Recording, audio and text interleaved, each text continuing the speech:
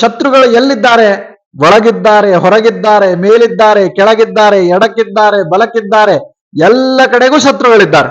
So ಇಂತಹ ಎಲ್ಲ ಶತ್ರುಗಳ ನಾಶಕ್ಕೆ ಈ ಮಂತ್ರ ಮಹಾ ಅಭಯವನ್ನ ಕೊಡತಕ್ಕಂತಹ ಮಂತ್ರ. ಶತ್ರುಗಳಲ್ಲಿ ಎರಡು ವಿಧ, ಹಿತಶತ್ರುಗಳು, ಶತ್ರುಗಳು ಅಂತ. ಹಿತಶತ್ರುಗಳು ಹೆಂಗ ಅಂತಂದ್ರ, ನೀವು ತಪ್ಪು ಮಾಡೋದನ್ನು ಕಾಯ್ತಿರ್ತಾರ, ಕಾಯ್ದು ನಿಮಗೆ ಒಟ್ಟು ಬುದ್ಧಿ ಹೇಳಬೇಕು ಅಂತ ಅನ್ನೋದನ್ನೇ ಅವ್ರು ಕಾಯ್ಕೊಂಡು ಕೂತಿರ್ತಾರೆ. ಇನ್ನು ಶತ್ರುಗಳ ಒಳಗ ನಮಗೆ ಯಾವಾಗಿದ್ರೂ ಕೂಡ ಕೆಟ್ಟದನ್ನೇ ಬಯಸುವಂತವ್ರು ಇವರು ಶತ್ರುಗಳು.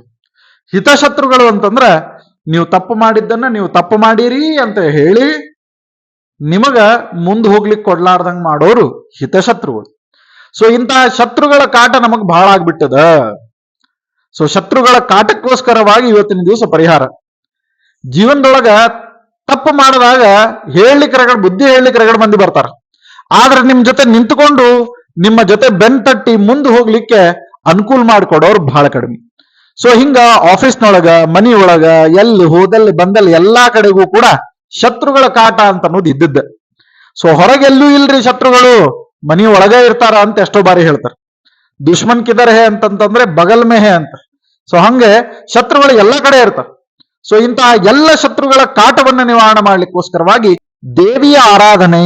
ಯಾವ ದೇವಿ ಅಂತಂದ್ರೆ ಬಗಲಾಮುಖಿ ದೇವಿಯ ಆರಾಧನೆ ಮತ್ತು ಬಗಲಾಮುಖಿಯ ಮಹಾಮಂತ್ರವನ್ನ ಪಠಿಸೋಣದ್ರಿಂದ ಎಲ್ಲ ರೀತಿಯಾದಂತಹ ಶತ್ರುಗಳ ಕಾಟದ ನಾಶ ಆಗ್ತದೆ. ಸೊ ಶತ್ರುಗಳ ನಾಶಕ್ಕೋಸ್ಕರವಾಗಿ, ಅದಕ್ಕೆ ಶತ್ರುಗಳು ಅಂತಂದ್ರೆ ಎರಡು ವಿಧವಾಗಿರ್ತಕ್ಕಂತಹ ಶತ್ರುಗಳನ್ನ ಹೇಳ್ತಾರೆ. ಆಂತರಿಕವಾದಂತಹ ಶತ್ರುಗಳು, ಬಾಹ್ಯವಾಗಿರ್ತಕ್ಕಂತಹ ಶತ್ರುಗಳು. ಸೊ ಇಂತಹ ಎರಡು ಎಲ್ಲ ಶತ್ರುಗಳನ್ನು ನಾಶ ಮಾಡತಕ್ಕಂತಹ, ಆಂತರಿಕವಾದಂತಹ ಶತ್ರುಗಳನ್ನು ನಾಶ ಮಾಡತಕ್ಕಂತಹ, ಬಾಹ್ಯವಾಗಿರ್ತಕ್ಕಂತಹ ಹಿತಶತ್ರುಗಳು, ಶತ್ರುಗಳು ಎರಡನ್ನೂ ನಾಶ ಮಾಡತಕ್ಕಂತಹ ಒಂದು ವಿಶಿಷ್ಟವಾಗಿರ್ತಕ್ಕಂತಹ ಮಂತ್ರವೇ ಈ ಬಗಲಾಮುಖಿ ದೇವಿಯ ಆರಾಧನೆಯ ಮಹಾಮಂತ್ರ. ಬನ್ನಿ ಹಾಗಿದ್ರೆ ಶತ್ರುಗಳ ಕಾಟ ಎಲ್ಲರಿಗೂ ಇದ್ದಿದ್ದೆ.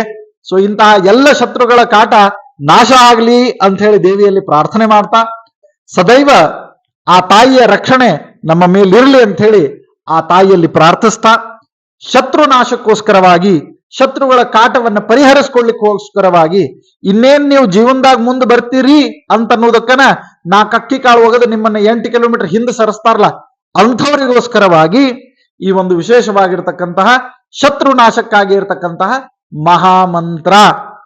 ಬನ್ನಿ ಹಾಗಿದ್ರೆ ಮಂತ್ರವನ್ನ ನೋಡೋಣ.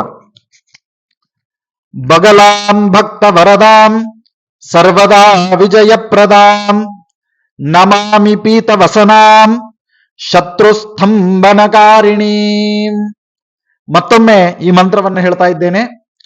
ಬಗಲಾಂ ಭಕ್ತ ವರದಾಂ ಸರ್ವದಾ ವಿಜಯಪ್ರದಾಂ ನಮಾಮಿ ಪೀತ ವಸನಾಂ ಶತ್ರುಸ್ತಂಭನಕಾರಿಣೀಂ.